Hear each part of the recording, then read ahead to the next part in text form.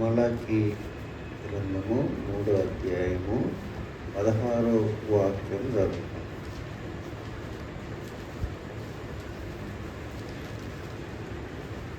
అప్పుడు యెహోవా యందు భయభక్తులు గలవారు ఒకరితో ఒకరు మాట్లాడుకొనుచుండగా యెహోవా చెవియొగ్గి ఆలకించెను. మరియు యెహోవా యందు భయభక్తులు కలిగి ఆయన నామమును స్మరించుచు ఉండు వారికి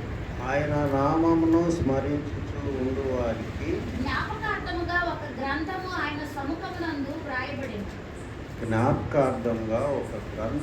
ఆయన సముఖమందు వ్రాయబడినది. చాలా ప్రార్థన చేస్తాం.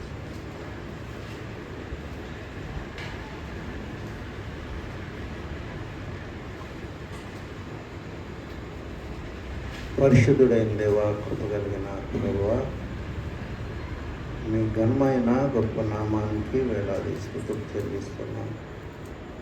దేవా ప్రభువా, ఇంతవరకు సజీవులుగా ఉండి మీ యొక్క పరిశుద్ధ సన్నిధిలో మీ యొక్క పరిశుద్ధ వాక్యాన్ని వినే భాగ్యం మాకు ఇచ్చావు. నీకే స్తోత్రం.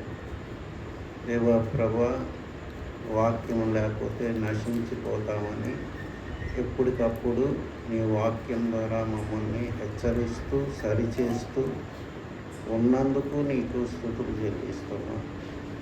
దేవా ప్రభువా, మరి దేవా నాయనా, మరి వాక్యం ధ్యానించుచుండగా నీ జ్ఞానము మాకు దయచేయండి. వాక్యం వివరించిన నాకు ప్రభా నీ కృప, నీ జ్ఞానం దయచేయండి. నా నాలుకని ముట్టి ప్రభా పరిశుద్ధపరచండి. నీ పరిశుద్ధ రక్తం నా మీద ప్రోక్షించి పరిశుద్ధపరచమని, నీ వాక్యం ద్వారా నీ బిడ్డల్ని ఆశీర్వదించమని, స్వస్థపరచమని మా ప్రభువును మా ప్రియ రక్షకుడైన యేసుక్రీస్తు నామంలో ప్రార్థిస్తున్నాం తండ్రి.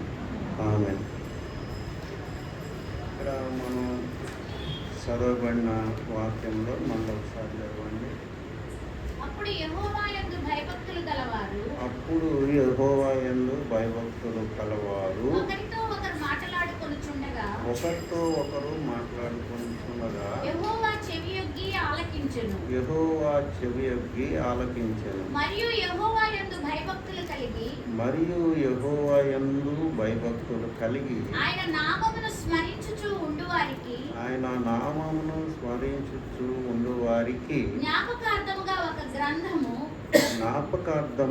ఒక గ్రంథము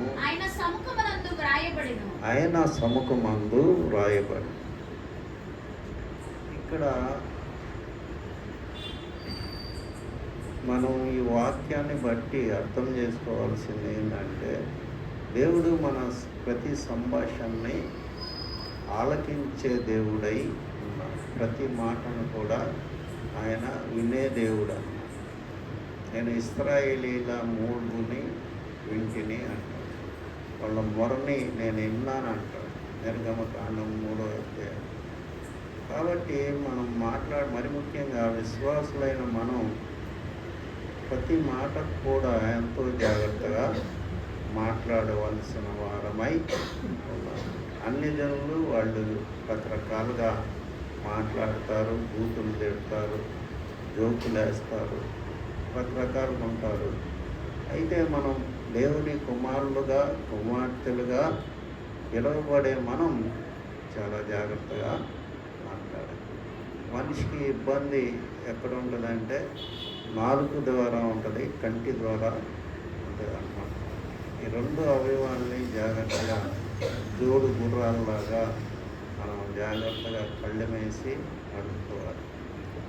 మనం యాకోబు పత్రిక 3వ అధ్యాయం 6వ వాక్యం మనం చూస్తే, యాకోబు పత్రిక 3వ అధ్యాయం 6వ వాక్యం మనం చూస్తే, యాకోబు పత్రిక నాలుక అగ్నియే, నాలుక మన అవయములలో ఉంచబడిన పాప ప్రపంచమై సర్వ శరీరమునకు మాలిన్యము కలుగజేయచ్చు. చిచ్చు పెట్టును. ప్రకృతి చక్రమునకు చిచ్చు పెట్టును. అది నరకము చేత చిచ్చు పెట్టబడును. అది నరకం చేత చిచ్చు పెట్టబడును. కాబట్టి ప్రపంచానికి నాలుక అది అవయం చిన్నదైనా కానీ చిచ్చు పెడుతుంది అని వాక్యంలో ఉందన్నమాట. కాబట్టి నాలుక మనం కీర్తనలో 1వ అధ్యాయంలో దుష్టుల ఆలోచన చెప్పుకున్నాడు, ఒక కాపుల మార్గమున నిలువుక అపహాసకులు కూర్చున్న చోట కూర్చొని. పాదగుంటూరులో మేము చేసిన పని ఏంటంటే ఇదే పని చేసాం. అపహాసకుడు దగ్గర కూర్చునేవాళ్ళం, ప్రతి వాళ్ళకి పేర్లు పెట్టేవాళ్ళం, ప్రతి వాళ్ళని ఎగతాళ హేళన చేసేవాళ్ళం, ప్రతి వాళ్ళని మారు పేరుతో పిలిచేవాళ్ళం. ఆ ఆత్మ ఇప్పుడు వరకు నన్ను వదల. అప్పుడప్పుడు నేను పరీక్షించుకుంటూ ఉంటాను. అది ఎగతాళ హేళనగా మాట్లాడటం, పేరు పెట్టి, ఇది దేవుడికి చాలా అయిష్టమైన కార్యం. అపహాస్యపు మనుషుని చులకనగా మాట్లాడటం, వాడేంట్రా అంటాం, అవన్నీ కూడా దేవుడికి ఎంతో కోపం తెచ్చే విషయాలు. కాబట్టి మనల్ని మనం సరి చేసుకోవాల్సిన పరిస్థితి ఎంతైనా ఉందన్నమాట. కాబట్టి వాక్యం చెప్పే నాకు కూడా నాలుక ద్వారా చాలా ఇబ్బందుల్లో నేను పడ్డాను. ఒకప్పుడు తొందరపడి ఒకరిని మాట్లాడిన తర్వాత మనం ఎంతో బాధపడతాం, కానీ ఆ మాట మనం వెనక్కి తీసుకోలేము. కాబట్టి ఇక్కడ మన దేవుడైన యెహోవా ప్రతి మాటను కూడా ఆలకించే దేవుడు అన్నమాట. మనం మాట్లాడాల్సింది ఏంటంటే దేవుని గురించి ఎక్కువగా మాట్లాడటం నేర్చుకోవాలి, ఆయన స్తుతించాలి. మరి పాల్ గారు ఏం చెప్తున్నారంటే, ఎప్పుడు కూడా నేను యెహోవాని స్తుతిస్తూ ఉంటాను మనసులో అని చెప్తారు. కాబట్టి మనం మాట్లాడే ప్రతి మాట కూడా దేవుడు దృష్టిలో ఉంచుకుంటాడు. దేవుని గురించి మనం మాట్లాడితే ఆయన గ్రంథములో అది వ్రాయబడుతుందని ఉంటుందన్నమాట. కాబట్టి ఇంకొక అవయం ఏంటంటే కన్ను. అది మత్తయి సువార్త 6వ అధ్యాయంలో మనం చూస్తాము. మరి దేహమునకు దీపము కన్నే, నీ కన్ను తేటగా ఉంటే నీ దేహం అంతా కూడా వెలుగుమయమై ఉంటుంది. నీ కన్ను చీకటిగా ఉంటే నీ దేహం అంతా కూడా చీకటి అన్నమాట. నీకున్న వెలుగు చీకటి అయితే ఆ చీకటి ఎంతో గొప్పది అని ఉంటుందన్నమాట. కాబట్టి మనం క్రైస్తవులైన మనం మరి మన అవయవాన్ని జాగ్రత్తగా సరి చూసుకోవాలి, సరి చేసుకోవాలి. చులకనగా మన బిహేవియర్ ఉండకూడదు. బైబిల్ వాక్యం మనకేం చెప్తుందంటే, చీకట్లో నుండి ఆశ్చర్యకరమైన వెలుగులోనికి మిమ్మల్ని పిలిచిన వాని గుణాశయము, ప్రచురణ చేయ నిమిత్తము ఏర్పరచబడిన వంశము, రాజులైన యాజక సమూహము, పరిశుద్ధ జనం, దేవుని సొత్తైన ప్రజలు. కాబట్టి దేవుడు ఎంత ఉన్నతంగా మనం చూస్తున్నాడు అనేది మనకి గ్రహింపు ఉండాలి. దేవుడు మనల్ని, మన దగ్గర డబ్బు లేకపోవచ్చు, పేదల దగ్గర ఏమైనా డబ్బు ఉందా, ఆస్తులు ఉన్నాయా, సరిగ్గా వేసుకోవటానికి బట్టలు కూడా లేవు. అయితే పేతురు రాస్తున్నాడు అన్నమాట, రాజులైన యాజక సమూహం, పరిశుద్ధ జనం, దేవుని సొత్తైన. కాబట్టి ఇప్పటికి కూడా నాలో ఆ బలహీనత ఉందని నేను గమనించాను అన్నమాట. పరిహాసంగా అదే నా పిల్లలకు కూడా కొంత వచ్చిందన్నమాట. మనం దేవుడు వెక్కిరించబడ్డు, మనుషుడు ఏమి విత్తినో అదే పోయింది. తర్వాత నేను తెలుసుకున్నాను, ఇది చాలా తప్పు అన్నమాట. దేవుని స్వరూపంలో ఉన్న మానవుని ఎగతాళి హేళన చేయటం అనేది అంతకంటే మించిన పెద్ద పాపం, నేరం ఇంకోటి లేదు. కాబట్టి మలాకీ గ్రంథం 3వ అధ్యాయం 16వ వాక్యంలో దేవుడు ప్రతిదీ కూడా గమనించే దేవుడని మనం గ్రహించాలి. మత్తయి సువార్త 12వ అధ్యాయము 36వ వాక్యం మనం చూసినట్లయితే, మత్తయి సువార్త 12వ అధ్యాయం 36వ వాక్యం, నేను మీతో చెప్పున్నదేమనగా మనుషులు పలుకు వ్యర్థమైన ప్రతి మాటను గూర్చి విమర్శ విమర్శ దినమున లెక్క చెప్పవలసి ఉన్నది. 2 కొరింథీ 5 అధ్యాయంలో, అదేవిధంగా మత్తయి సువార్త 25 అధ్యాయంలో మరి దేవుడు సింహాసనం మీద కూర్చొని మేకల్ని, గొర్రెల్ని అన్నిటినీ పోగు చేస్తాడు. మనందరం కూడా ఆయన ముందు నిలబడాల్సి వస్తుందని ఉందన్నమాట. కాబట్టి మనం అన్న మాటలు, మన క్రియలు అన్నీ కూడా దేవుని ముందు అది ఎట్లా తీర్పు జరుగుద్దో మనకైతే అర్థం కాదు. దేవుడు మహాజ్ఞాని. భూమి ఆకాశాన్ని ఎట్లా సృష్టించాడంటే ఎవరికి సమాధానం లేదు, ఎవరు చెప్పలేరు, సైంటిస్ట్ కూడా చెప్పలేరు. కాబట్టి ఆయన తీర్పు ఎట్లా ఉంటుందంటే మనం ఊహించని రీతిలో ఆయన తీర్పు అనేది ఉంటుందన్నమాట. ఆయన మహాజ్ఞాని, గొప్ప దేవుడు. కాబట్టి మనం అందరం కూడా ఒకసారి మరి నిలబడాల్సి ఉంటుంది. నీ మాటను బట్టి నువ్వు మరి కింద చదవండి, అది 37 వాక్యం, 37, 36 తర్వాత 37. నీ మాటలను బట్టి నీతిమంతుడు అని తీర్పునందుదువు. నీ మాటలను బట్టి నీతిమంతుడు అని తీర్పునందుదువు. నీ మాటలను బట్టియే అపరాధి అని తీర్పునందుదువు. నీ మాటల్ని బట్టియే అపరాధి అని తీర్పు ఉంది. కాబట్టి ఒక సందర్భంలో మనం పాత నిబంధన గ్రంథం చూసినట్లయితే అది సంఖ్యాకాండం 12వ అధ్యాయము మొదటి భాగంలో మనం ఏం చూస్తామంటే మోషే కూషు దేశపు స్త్రీని పెళ్లి చేసుకున్నాడు అని అన్నప్పుడు వాళ్ళు అనవసరంగా కామెంట్స్ చేస్తారు. ఎవరు? మిరియాము, అహరోను. దీన్ని ఐడియల్ వర్డ్స్ అంటారు ఇంగ్లీష్లో, వ్యర్థమైన మాటలు అన్నమాట.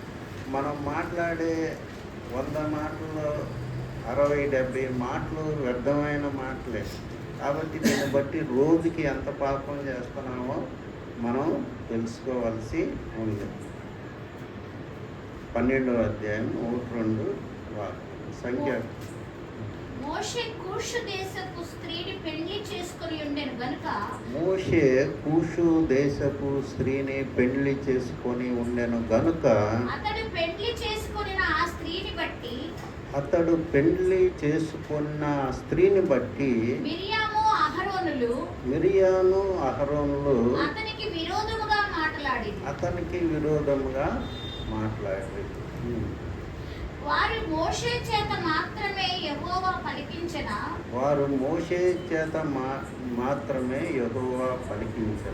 ఆయన మా చేతను పలికింపలేదా అని చెప్పుకొనగా యెహోవా ఆ మాట వినెను. మోషే భూమి మీద నున్న వారందరిలో. కాబట్టి ఇక్కడ దేవునికి చాలా కోపం వచ్చింది. యెహోవా దేవుడు ఒక ప్రత్యేకమైన పని మీద మోషేని తానే పోయి పిలుచుకొచ్చాడు. మోషేలో ఉన్న గొప్పతనం ఏంటంటే ఆయన వచ్చి అయ్యా నీ పరిచర్య నేను చేస్తానని రాలేదు. దేవుడే ఆయన బతిలాడినట్లు ఉంటుంది. 3-4 సార్లు అడిగితే 4వసారి ఓకే అంటాడు. నేను నోటి మాంద్యం కలిగినోని, నేను మాట్లాడలేను, ఇశ్రాయేల్ని నడిపించడానికి నేను ఎంతటి వాడిని అని తప్పుకోవడానికి ప్రయత్నం చేస్తే దేవుడు అంటాడు, అహరోను ఉన్నాడు, నువ్వు మాట్లాడిపోయినా నీ సహోదరుడు అహరోను మాట్లాడతాడు, కాబట్టి నువ్వు నో అనువాకని దేవుడు ఒప్పించి తీసుకొచ్చాడు మోషే. కాబట్టి దేవుడు ప్రణాళికలో దేవుడు నియమించిన వ్యక్తి మోషే అన్నమాట. ఇక్కడ కారణం ఏంటంటే కూషు దేశపు స్త్రీని పెళ్లి చేసుకున్నందుకు కాదు, కానీ ఆయనే అధికారం పెత్తనం చలాయిస్తున్నాడు. మేమెందుకు చలాయించకూడదు, మేము మరి ఇదే కదా లేవీలమే కదా అన్నట్లు మరి అహరోను మిరియాము ప్రైవేట్గా మాట్లాడుకుంటారు.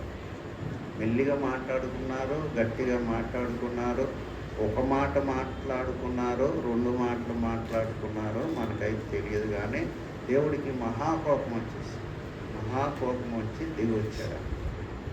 కాబట్టి కొంతమంది ఉంటారు, వాళ్ళు దేవుడు అభిషేకించిన బిడ్డల్ని మనం గుర్తించాలి. అదే ఆత్మల వివేచన వరం అంటారు. ఒక వ్యక్తి దేవుని వాక్యం చెప్తున్నాడంటే ఇతడు దేవుని నియమించిన వ్యక్త లేకపోతే సొంతగా సెల్ఫ్ స్టైల్డ్ ప్రీచర్ అని మనం గమనించాలి. కొంతమంది పెద్ద పెద్దోళ్ళని కూడా ఎంత మాట పడితే అంత మాట అనటానికి వెందీరా. మనం నిదానంగా చూసి మాట్లాడాలి దేవుని సేవకుల విషయం. ఇక్కడ దేవుడికి ఎంతో కోపం వచ్చింది. వెంటనే వచ్చాడంట, పరలోకం వదిలిపెట్టి ఆయన భూమి మీదకి ప్రత్యక్ష గుడారం దగ్గరికి వచ్చి ఆయన పిలవమంటాడు మిరియామ్ని, తర్వాత అహరోన్ని పిలిచి చెప్తాడు. మరి అహరోన్ని ఏం చేయలేదు, కానీ బహుశా మిరియాం ఎక్కువ ఓవర్ మాట్లాడి ఉంటుంది ఆ ఇద్దరిలో.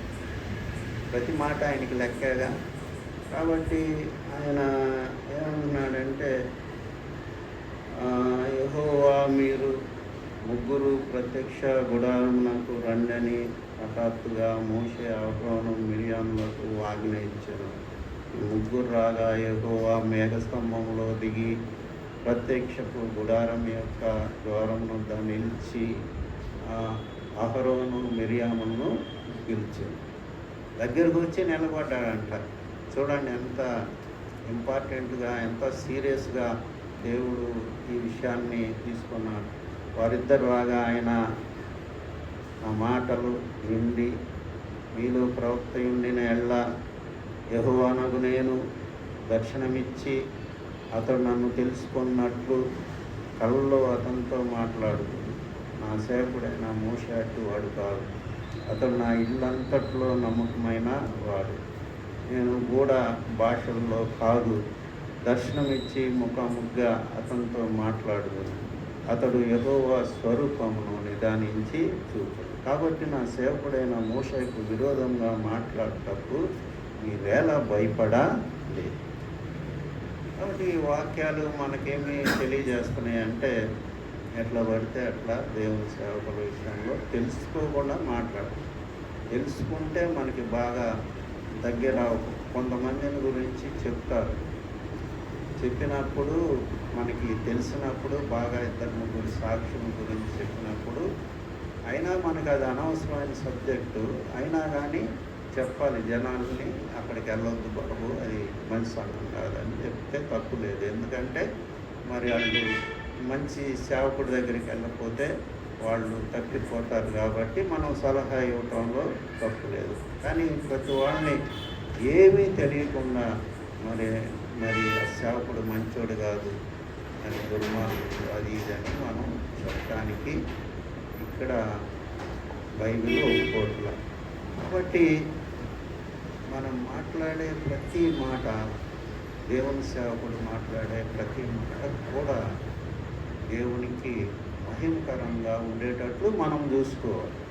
తప్పిపోతాం, నేను కూడా తప్పిపోతాను చాలాసార్లు.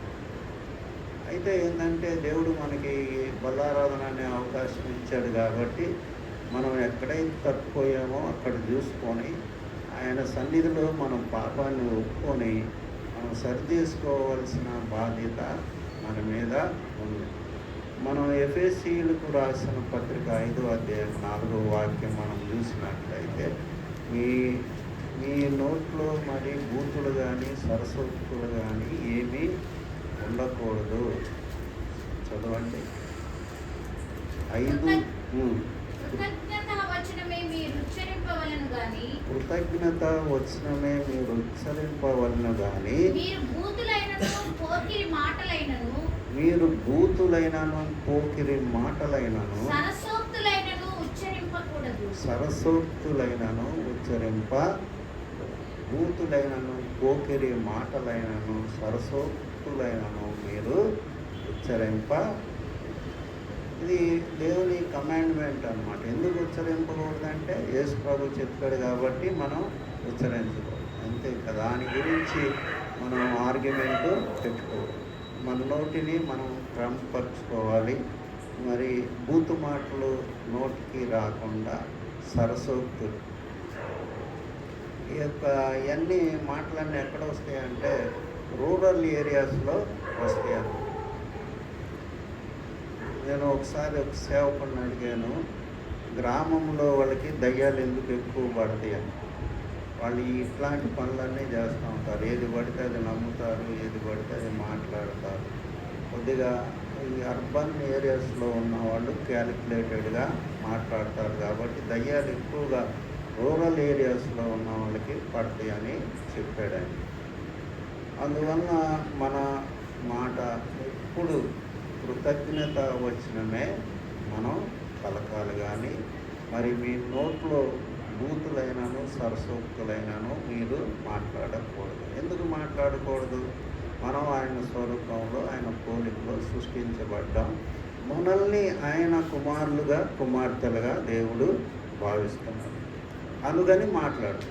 కాబట్టి దేవుడు యేసు ప్రభు మాట్లాడతాడా? యేసు ప్రభు అంతా బైబిల్లో మరి మత్తయి సువార్త, మార్కు సువార్త, యోహాను సువార్త, లూకా సువార్తలో ఎక్కడైనా ఒక జోక్ వేసినట్లు మనకు కనపడుతుందా? ఎందుకంటే ప్రజలంతా కూడా నశించిపోయే మార్గంలో ఉన్నారు కాబట్టి ఆయన జోక్స్ జోక్స్ అనేవి మరి మనకి తగదని చెప్తున్నాడు. సరస్వతి అంటే సెన్స్ ఆఫ్ హ్యూమర్ అనేది మనలోనే దేవుడు పెట్టాడు కాబట్టి అప్పుడప్పుడు వస్తూ ఉంటాయి. కానీ అది శృతి మించకూడదు. తర్వాత మనం చూసినట్లయితే సంఖ్యాకాండం, నిర్గమకాండంలో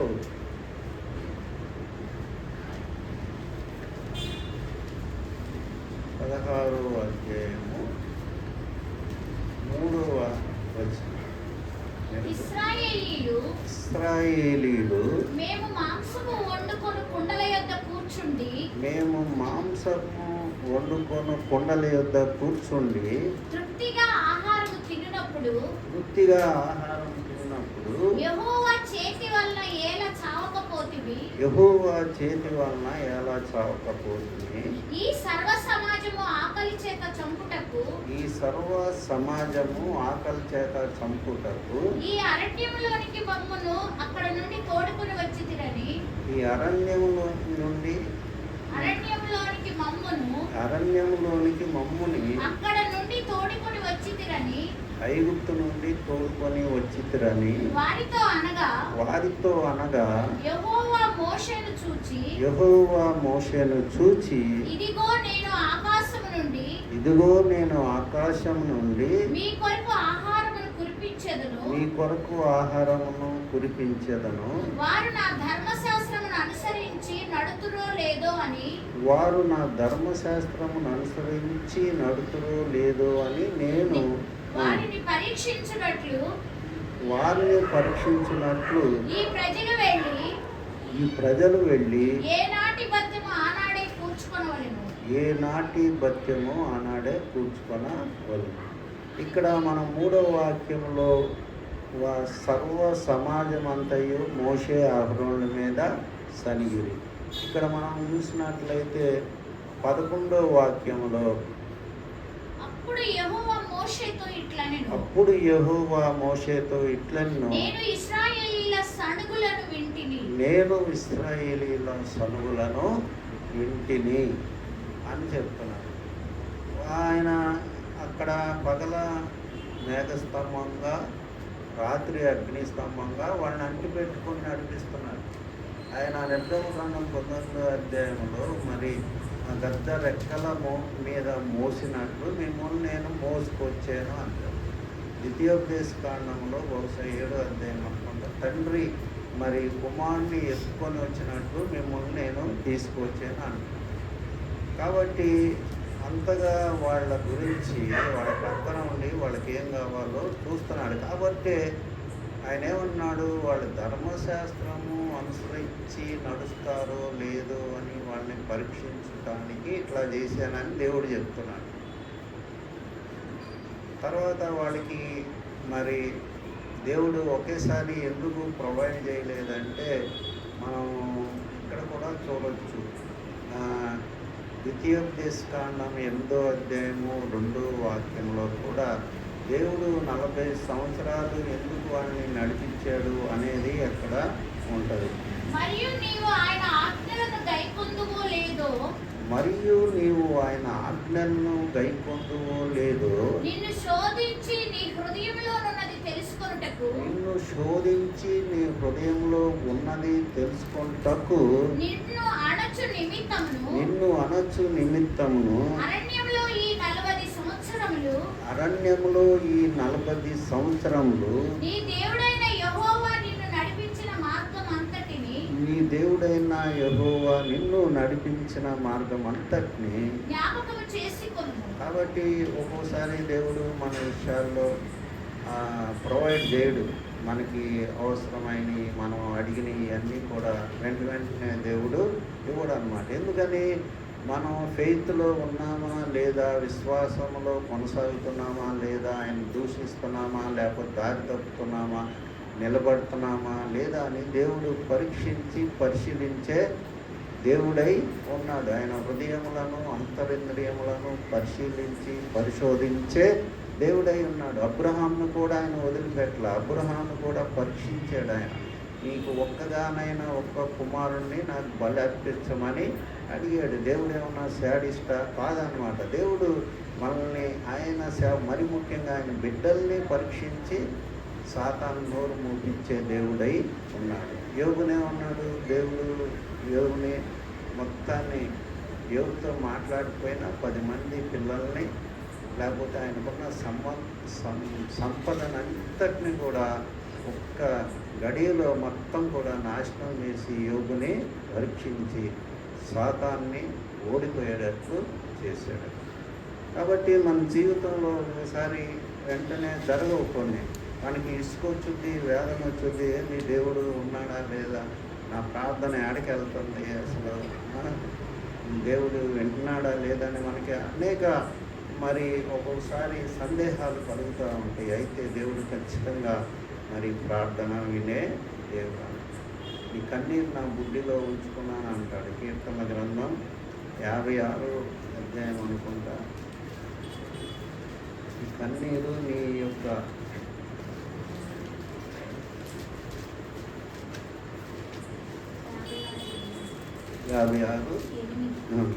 నా సంచారములు నీవు లెక్కించి ఉన్నావు. నా సంచారములు నీవు లెక్కించి ఉన్నావు. నా కన్నీళ్లు నీ బుడ్డిలో ఉంచబడి ఉన్నవి. నా కన్నీళ్లు నీ బుడ్డిలో ఉంచబడి ఉన్నాయి. కాబట్టి దేవుడు ఖచ్చితంగా మనం అంటే మాటే ఒక మాట దేవుని గురించి చెప్తేనే అదే రికార్డ్ అవుతుందని చెప్తున్నారు. చదువుకున్న 3వ అధ్యాయం మలాకి 16వ వాక్యం. మనం మాట్లాడే ప్రతి మాట దేవుని గురించి అది గ్రంథంలో లిఖించబడుతుందని ఉంటే మనం చేసే ప్రార్థన దేవుడు ఎందుకు విండు? మరి ఆయన చెప్తున్నాడు. ఒక అన్యాయపు న్యాయాధిపతి గురించి చెప్తా లూకాసు వార్త 18వ అధ్యాయంలో అన్యాయపు న్యాయాధిపతే మరి అది పేద విధవరాలికి న్యాయం చేస్తే నేను అంతకంటే శ్రేష్ఠుని కాదా, నేను ఎందుకు చేయను అని చెప్తున్నాడు అన్నమాట. కాబట్టి మనకి ఇమ్మీడియట్గా దేవుడు మనకి చేస్తే మనం విశ్వాసం ఎట్లవుతాం? దేవుడు మనకి ఖచ్చితంగా పరీక్ష పెడతాడు, ఆలస్యం చేస్తాడు, అడ్డంకులు కలుగు చేస్తాడు. తర్వాత ఆయన మనల్ని జయించేవారిగా చేస్తాడన్నమాట. మీలో ఉన్నవాడు లోకంలో ఉన్నవానికంటే గొప్పవాడు కాబట్టి వాణ్ణి మీరు జయించి ఉన్నారు. తర్వాత మనం చూసినట్లయితే కీర్తనలో 19వ అధ్యాయము 14వ వాక్యములో ఇక్కడ భక్తుడైన దావీదు ఒక మాట అంటాడు. నా హృదయ ధ్యానము, నా నోటి మాటలు నీ దృష్టికి అంగీకారములగును కాక అంటాడు. చేయమని అంటలేదు, ఆయనే దీవించుకుంటాడు. నా నోటి మాటలు, నా హృదయ ధ్యానము నీ దృష్టికి అంగీకారములు అగును కాదు. కాబట్టి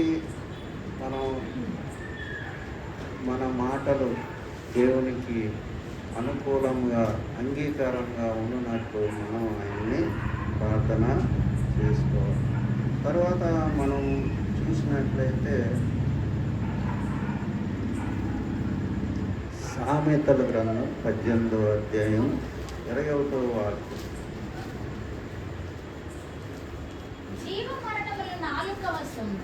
జీవ మరణములు నాలుక.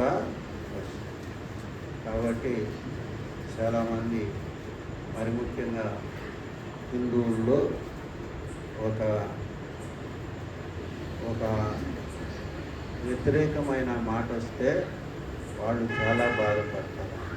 అపశకునంలా జీవ మరణములు నాలుక. మత్తయి సువార్తలో 27వ అధ్యాయంలో మనం ఏం చూస్తామంటే 25వ వాక్యంలో మత్తయి సువార్త 20. అందుకు ప్రజలందరూ వాని రక్తము మా మీదను మా పిల్లల మీదను ఉండును గాక అని. వాని రక్తము మా మీద మా పిల్లల మీద ఉండునుగాక అనేది. కాబట్టి ఇది సెల్ఫ్ ప్రొక్లైమ్డ్ కర్స్ అని అంటారు.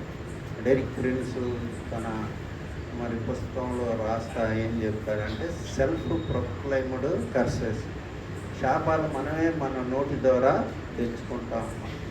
యేసు ప్రభువుని సిలువ వేసేటప్పుడు పొంతి పిలాతు చేతులు కడుక్కొని ఈయనలో నాకే దోషం కనపడలేదు అని అన్నప్పుడు ఏమంటాడంటే విడిచిపెడతాను అన్నప్పుడు, లేదు లేదు నువ్వు విడిచిపెడటానికి వీలు లేదు, ఏదైనా దోషం ఉంటే మా మీద మా పిల్లల మీద ఆయన రక్తము ఉండునుగా కానీ వాళ్ళే శపిస్తారు. కాబట్టి నోటికి ఎంత పవర్ ఉంటుందంటే ఆ 70వ శతాబ్దంలో క్రీస్తు శకము టైటస్ అనే రాజు వచ్చి గొప్ప వధ చేస్తాడు ఇశ్రాయేల్ దేశం అంతటి కూడా. అది చూసే యేసు ప్రభు ఏడుస్తాడని ఉంటుంది. ఎక్కడ యోహాను సువార్తలో, లూకా సువార్తలో ఉంటుంది. యేసు ఏడ్చాను అని ఉంటుంది. ఎందుకు ఏడుస్తాడు? దేవుడు ఏడవటం ఎందుకు? వాళ్ళకి రానున్న రోజుల్లో వాళ్ళకి జరిగే ప్రమాదాన్ని దేవుడు ముందుగానే చూసి దేవుడు కాబట్టి యేసు ఏడ్చను అని ఉంటుంది. యేసు ప్రభు 2 సార్లు ఏడుస్తాడు బైబిల్లో. మనం లూకా సువార్త చూసినట్లయితే లూకా సువార్త 19:41 చదవండి. ఆయన పట్టణంనకు సమీపించినప్పుడు దాన్ని చూచి దాని విషయమై ఏడ్చి నీవును ఈ దినమందైనను సమాధాన సంబంధమైన సంగతులను తెలుసుకున్న ఎడల నీకెంతో మేలు. అక్కడ ఏడ్చన అని కూడా ఉంటుంది. కాబట్టి దేవుడు ఎందుకు ఏడ్చాడు? వాళ్ళ యొక్క మరి పాప దోషాలను బట్టి, వాళ్ళ యొక్క మాటను బట్టి. ఆ యొక్క రక్తాన్ని మా మీద మా పిల్లల మీద దానిము అన్నప్పుడు అది జరిగింది. గొప్ప హింస, రక్తపాతం ఇశ్రాయేల్లో జరిగిందన్నమాట. 70వ శతాబ్దంలో టైటస్ అనే రాజు వచ్చి మొత్తాన్ని కత్తిపెట్టి పిల్లలనేంది, వృద్ధులనేంది, యవనస్తులనేంది మొత్తాన్ని నరికేస్తారు. కాబట్టి వాళ్ళన్న మాట వాళ్ళకే తగిలిందన్నమాట. కాబట్టి మన పిల్లల్ని కూడా మనం శపించకూడదు. శపించినప్పుడు ఆ శాపాలు వాళ్ళ మీదకి వెళ్తాయి. వాళ్ళని ఆశీర్వదించాలే కానీ వాళ్ళని శపించకూడదు. మరి కొన్ని చోట్ల బాగా తిడుతూ ఉంటారు పిల్లలు, సచ్చినోడా అంటారు తల్లిదండ్రులు. కాబట్టి అలాంటి మాటలు మన నోటి నుంచి రాకూడదు. అందువలన మరి మన మాటలు, మన నాలుక, మనం మాట్లాడే ప్రతి మాట విషయంలో మనం తీర్పులోకి వస్తామని కదా మనం చదువుకున్న మత్తయి సువార్త 12వ అధ్యాయం 36వ వాక్యంలో నువ్వు మాట్లాడే ప్రతి వ్యర్థమైన మాటను బట్టి నువ్వు తీర్పులోకి వస్తావు. ఇదే ఉందని మనం అనుకోవచ్చు. అది వ్యభిచారం కాదు, నరహత్య కాదు, తాగుడు కాదు, ఏం కాదు. ఏది కాకపోయినా దానికి అంత ప్రభావం. వాళ్ళు ఏం చేశారు ఆ యూదులు? అది ఆ రక్తం మా మీద మా పిల్లల మీద ఉండునుగాక అన్నారు. ఏమన్నారు? వాళ్ళు ఏమన్నా హత్య చేశారా, వ్యభిచారం చేశారా, దొంగతనం చేశారా? ఒక మాట అన్నారు. కాబట్టి నోటి మాట జీవ మరణములు నాలుక వశం. కాబట్టి మాట జాగ్రత్తగా మాట్లాడాలి. మనం ఉదయాన్నే లేచి ప్రార్థన చేసుకుంటున్నాం. ఈ మధ్యకాలంలో ప్రార్థన చేసుకున్నప్పుడు మనం అడగాలి, మనం నోటిని జాగ్రత్తగా ఉంచు ప్రభువా అని. ఎందుకంటే మన అవయవాన్ని మనం కంట్రోల్ చేసుకోలేం. దావీదేమంటాడు 120వ కీర్తన మొదటి వాక్యంలో, యెహోవా అబద్ధమాడు పెదవుల నుండి, మోసకరమైన నాలుక నుండి నా ప్రాణాన్ని రక్షించు. కాబట్టి అది మన చేతుల్లో లేదు. మన నాలుకని కంట్రోల్ చేసుకోవటం మన చేతుల్లో లేదు. మన కళ్ళని కంట్రోల్ చేసుకోవటం మన చేతుల్లో లేదు. ఆ పరిశుద్ధాత్మ దేవుడు మనకు సహాయం చేస్తే తప్పనిచ్చి మన కళ్ళని, మనం నోటిని మనం అదుపు చేసుకోలేమని దేవుని వాక్యం చెప్తుంది. భక్తుడైన దావీదు ఏమంటాడంటే 119వ కీర్తన 32వ వాక్యం 37వ వాక్యంలో, వ్యర్థమైన వాటిని చూడకుండా నా కళ్ళను తెరిచి. కాబట్టి మనం చేసే పాపం ఎక్కువగా నోటితో, కంటితో. ఎవడన్నా మంచి ఆ బంగారపు వస్తువు చేయించుకున్నారంటే మనకి అసూయ వస్తుంది. ఎవరైనా మంచి ఇల్లు కట్టుకున్నారంటే మనకు అసూయ వస్తుంది. మరి ఎవరన్నా మంచిగా ఎదుగుతున్నారంటే మనకి అసూయ వస్తుంది.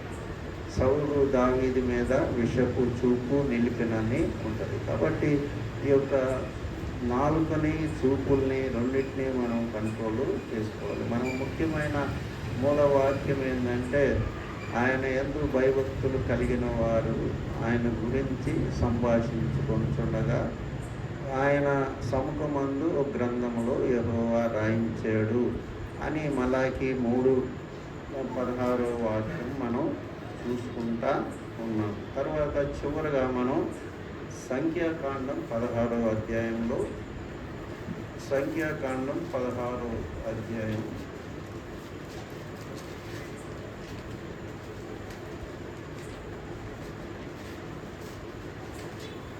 మొదట 2 వాక్యాలు చదవండి. సంఖ్యాకాండం. లేవికి ముని మనమడును, లేవికి ముని మనవడును, కహాతుకు మనమడును, కహాతుకు మనవడును, ఇస్సారు కుమారుడు నగు కోరహు, ఇస్సారు కుమారుడు కోరాహు, రూబేనీయులలో ఏలియాబు కుమారులైన రూబేనీయులలో ఏలియా కుమారులైన దాతాను అబీరాములను, దాతాను అబీరాములు, పేలేతు కుమారుడైన ఓనును యోచించుకొని, పేలేతు కుమారుడైన ఓనును యోచించుకొని, ఇశ్రాయేలీయులలో పేరు పొందిన సభికులను, ఇశ్రాయేలీల్లో పేరు పొందిన సభికులను, సమాజ ప్రధానులునైన సమాజ ప్రధానులునైన 250 మందితో మోషేకు ఎదురుగా లేచి 250 మందితో మోషేకు ఎదురుగా లేచి, మోషే అహరోనులకు విరోధముగా పోగుపడి, మోషే అహరోనులకు విరోధంగా పోగుపడి, మీతో మాకిక పని లేదు, మీతో మాకిక పని లేదు, ఈ సర్వ సమాజంలోని ప్రతివాడును పరిశుద్ధుడే, ఈ సర్వ సమాజంలోని ప్రతి వాడును పరిశుద్ధుడే, యెహోవా వారి మధ్యనున్నాడు, యెహోవా వారి మధ్య ఉన్నాడు, యెహోవా సంఘము మీద మిమ్మును మీరేలా హెచ్చించుకొనుచున్నారనగా, యెహోవా సంఘం మీద మిమ్మును మీరేలా హెచ్చించుకొనుచున్నాడు అనగా, మోషే ఆ మాట విని సాగిలపడెను. మోషే ఆ మాట విని సాగిలపడిన. కాబట్టి ఇక్కడ మనం ఏం చూస్తున్నామంటే, దేవుడు నియమించిన మోషేని, మరి ఇంతమంది ఉంటే దేవుడు మరి కోరాహుని ఎందుకు పిలవలా, లేకపోతే అభిరాముని ఎందుకు పిలవలా, లేకపోతే ఇంకొకళ్ళని ఎందుకు పిలవలా? అందరికంటే నమ్మకస్తుడుగా మోషే దేవునికి కనపడ్డాడు. అబ్రహాం కూడా నమ్మకస్తుడని దేవుడు ఏర్పాటు చేసుకున్నాడు అని నెహెమ్యా 9వ అధ్యాయంలో మనం చూస్తాం అన్నమాట. కాబట్టి దేవుడు ఎవరిని ఏర్పాటు చేసుకుంటాడు? ఆయన ఏర్పాటు చాలా కరెక్ట్గా ఉంటుంది. మనం చిన్న ఉద్యోగానికి ఎన్నో టెస్టులు పెడతారు. దేవుడు హృదయాన్ని మామూలుగా పొరలుగా దాన్ని టెస్ట్ చేసి పరిశీలించి ఒకళ్ళని ఎన్నుకుంటాడు. కాబట్టి అంత చక్కగా దేవుడు ఒకళ్ళని నియమించి ఒక గొప్ప కార్యక్రమం చేస్తాడు. ఏమంటాడు? అది నిర్గమకాండం 19వ అధ్యాయంలో మీరు ఒక పరిశుద్ధ జనముగా, యాజక రాజ్యముగా మిమ్మల్ని చెయ్యాలని, మిమ్మల్ని నేను గద్ద రెక్కల మీద మోసుకొని తీసుకొచ్చానని చెప్తాడు. కాబట్టి దేవుడు గొప్ప పరిశుద్ధ ఉద్దేశంతో, గొప్ప ప్రణాళికతో ముందుకు సాగిపోతూ ఉంటే మధ్యలో 250 మంది లేచి మోషేకి వ్యతిరేకంగా ఒక టెంట్ వేశారు ప్రతిపక్షంలో. అప్పుడు మోషేకి కోపం వచ్చింది, దేవుడికి కూడా కోపం వచ్చింది. సరే, రేపు ఎవరు పరిశుద్ధులో పవిత్రులో రేపు మరి యెహోవా సన్నిధిలో మనం తేల్చుకుందామని వాళ్ళని పిలిచినప్పుడు మొట్టమొదట యెహోవా ఏమంటాడు, దేవుడు మొత్తాన్ని నాశనం చేస్తానంటాడు అగ్నితో. అప్పుడు మోషే బతిమలాడతాడు, మొత్తాన్ని వద్దు ప్రభువా, మరి నువ్వు ఏర్పాటు చేసుకున్న ప్రజలు మొత్తాన్ని బతిమాలితే అప్పుడు అబీరాము కొరాహు వాళ్ళు గుడారాల నుంచి మీరు బయటకు వచ్చేసేయండి అంటారు. వాళ్ళ వరకే నేను పనిష్మెంట్ ఇస్తానని చెప్పి భూమి విచ్చుకొని ఒక ఆశ్చర్య రీతిలో వాళ్ళని మింగేసేటట్లు దేవుడు చేస్తారు.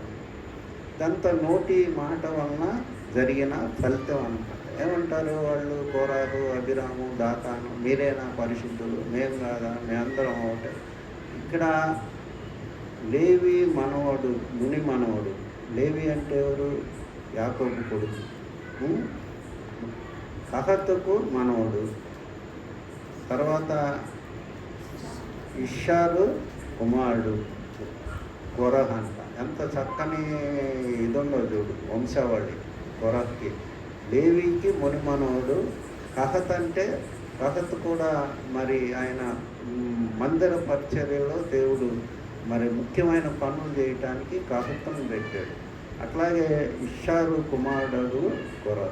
కాబట్టి వీళ్ళందరూ ఏమనుకుంటున్నారు, మేము కూడా లేవీలమే కదా, మేము కూడా పరిశుద్ధులమే కదా, మాకెందుకు ప్రాధాన్యత లేదు, దేవుడు మోషేకి ఎందుకు చెప్తున్నాడు అన్నీ అన్నట్లు వాళ్ళందరూ ఏకమైనప్పుడు దేవుడు వాళ్ళకి గొప్ప పనిష్మెంట్ ఇచ్చి మరి వాళ్ళంతా కూడా చనిపోయేటట్లు చేశారు. కాబట్టి నోటి మాట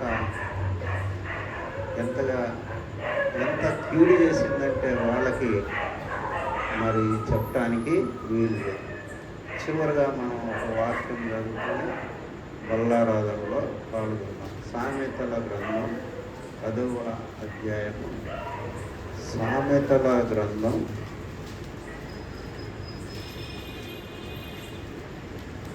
10వ అధ్యాయము 19వ వాక్యం. విస్తారమైన మాటలలో దోషం ఉండక మానదు. విస్తారమైన మాటల్లో దోషం ఉండక మానదు. తన పెదవులను మూసుకొనువాడు బుద్ధిమంతుడు. తన పెదవుల్ని మూసుకొనువాడు బుద్ధిమంతుడు. కాబట్టి మనం ఎంత తక్కువగా మాట్లాడితే అంత బుద్ధిమంతుడుగా, అంత మంచి మనకి జరుగుద్దని దేవుని వాక్యం చెప్తుంది. ఎంత ఎక్కువగా మాట్లాడితే అంతగా చిక్కుల్లో నోటి మాట చేత పట్టుబడతామని సామెతల గ్రంథంలో ఇంకో చోట ఉందన్నమాట. నోటి మాట చేత చిక్కుబడి ఒక్కొక్కళ్ళు వచ్చి నన్ను సహాయం చేయమంటారు. నేను పొరపాటున ఇస్తానన్నాను అనుకో, ఇక దాంట్లో నుంచి బయటికి రాలేను. నువ్వు ఇస్తానన్నావు కదన్నా, మరి వచ్చాను నేను అంటారు. అట్లాగే నేను ఈ మధ్యలో ఒక దాంట్లో చిక్కుకున్నా. కాకపోతే అమౌంట్ తక్కువ, కాబట్టి నోటి మాట చాలా కరెక్ట్గా ఉండాలి. కాబట్టి మన మాటల ద్వారా దేవుడు మనల్ని నీతిమంతుడిగా తీర్పు తీసుకుంటాడు. లేకపోతే మనల్ని ఒక దేవునికి వ్యతిరేకమైన వ్యక్తిగా మనల్ని తీర్పు తీరుస్తాడని 12వ అధ్యాయం 36వ వాక్యంలో కూడా మనం చూసుకున్నాం. ప్రార్థన చేసుకున్నాం.